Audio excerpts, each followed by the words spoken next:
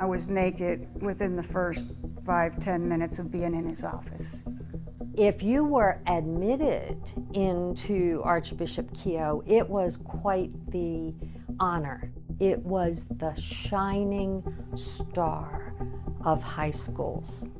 My first experience with him, honestly, was when I went to the chapel and I had this voice in my head saying, you know, he's really creepy. I don't like the way he looks at people, but he is, you know, God's representative on earth. There was a real struggle inside of me whether to listen to that voice or not. When I went to Neil Magnus. As he's talking, I'm staring at that ear and he's masturbating. And so when it was over, he said, I don't know that God can forgive you. I'm going to have to do a lot of praying on this, and I'll get back to you. These are the horrific stories of sexual abuse at an all-girls Catholic high school in Baltimore. Jean, Teresa, Gloria, and Michelle attended Archbishop Keogh in the late 60s and early 70s. I would be sitting in class and over the loudspeaker it would say, Terry Harris, please report to Father Maskell's office. And you had to go. We would see other girls lined up outside of his office. As I would go out, another one would go in. It was a parade. I would have periods of time where all I could remember was him saying, you know, you can unbutton your shirt, and me having this tab to drink, and the next thing I know, I'm leaving. The school was part of a shocking report from the Maryland Attorney General's office released in April, which documents more than 600 survivors of child sexual abuse by clergy members of the Archdiocese of Baltimore. Out of the 156 clergy members listed as abusers, only 10 were still alive at the time of the report's release. All 10 names were redacted. During those counseling sessions, it devolved into horrific experiences. Neil Magnus was a priest and teacher at Keogh, and Joseph Maskell was the chaplain and counsellor. Magnus died in 1988, Maskell in 2001. Combined, their names appeared in the report 243 times. I got something called mononucleosis. Both of those men came to my house, and they would rape me in my own bed, in my own house. One time, he had called me to his room, and he thought maybe I could tell him if there were any other girls who needed his help. And I said, I don't know anybody else. And he said, now you have to remember what I'm protecting you from, what I'm keeping your secret.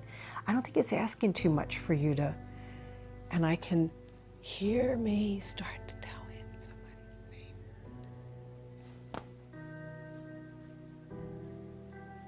I don't know how many people I told him needed his help. People have killed themselves because of what he did in that room. And if I ever thought I told him about someone who has killed themselves,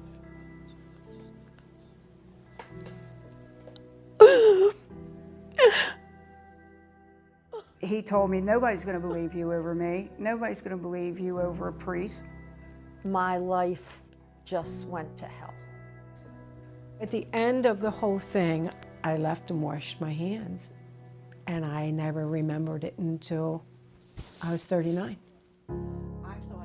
Jean and Teresa filed a $40 million lawsuit against Maskell and the Archdiocese of Baltimore, among others, for abuse in 1994.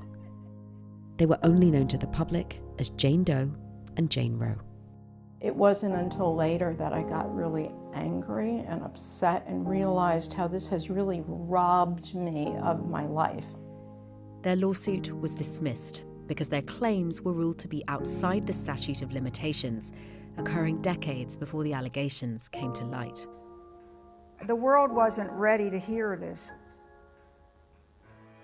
In 2002, the Archdiocese of Baltimore released a list of priests and brothers accused of child abuse, naming both Maskell and Magnus.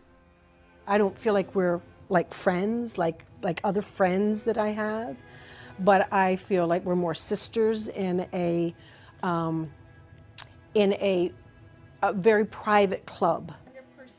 Together, survivors from Keogh have been fighting for justice for decades, currently working to get names unredacted from the report. That includes names of church officials who, quote, facilitated and perpetuated child sexual abuse within the Archdiocese.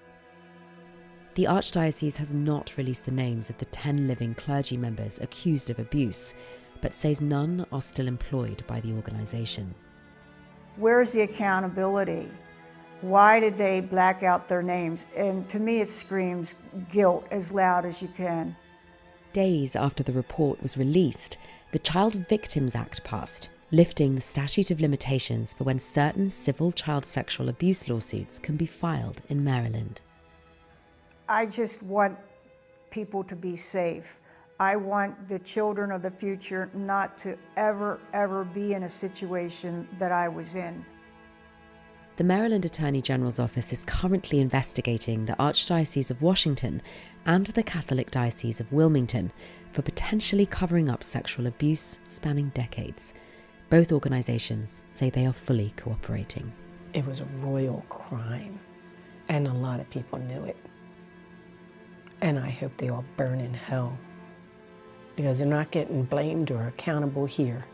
I hope they all burn in whatever it is that we burn in.